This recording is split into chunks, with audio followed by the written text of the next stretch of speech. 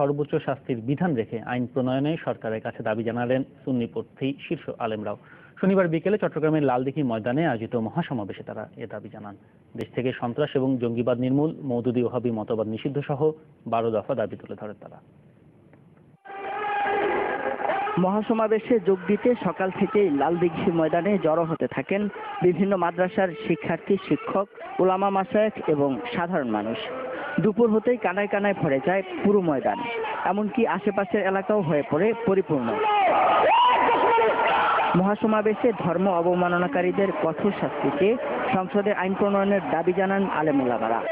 তারা বলেন, শান্তিপ্রিয় মানুষের এদেশে কোনোভাবেই নবী অবমাননাকারীদের স্থান হতে পারে না। তাদেরকে আহ্বান করে দৃষ্টান্তমূলক শাস্তি দেওয়া এবং নাস্তিকিজম বাংলাদেশের বন্ধ করা।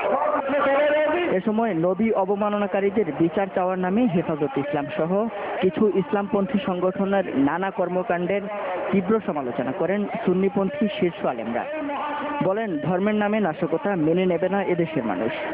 কওমি মাদ্রাসাগুলোতে জঙ্গি প্রশিক্ষণ দেওয়া হয় বলেও অভিযোগ করেন তারা। এই দেশ যাতে জঙ্গিবাদী রাষ্ট্র না হয় এবং জঙ্গিবাদী তৎপরতা চলার জন্য যে আল্লাহ রসুলের শানের উপর নাস্তিক ব্লগাররা যে কাজগুলো করেছেন সেইটাকে যাতে অপব্যবহার করতে না পারে। মহাসমাবেশে নবী অবমাননাকারীদের শাস্তি, জঙ্গিবাদ, সন্ত্রাসবাদ নির্মূলে সরকারের কঠোর পদক্ষেপ দাবি সহ 12 দফা তুলে ধরা হয়। এসব দাবি মানা না হলে কঠোর আন্দোলন গড়ে তোলারও ঘোষণা দেওয়া হয় মহাসমাবেশ থেকে। ইমদাদুল হক, চ্যানেল 24, চট্টগ্রাম। চট্টগ্রামের লালদিঘি ময়দানে আহলে সুন্নাত ওয়াল জামাতের মহাসমাবেশে বক্তারা অভিযোগ করেন, হেফাজতে ইসলাম দেশে জঙ্গিবাদ কায়েম করতে চায়। হেফাজতে ইসলাম, জামাত শিবির ও ব্লগারদের মতোই ইসলামের অবমাননা করছে বলেও মন্তব্য করেন তারা।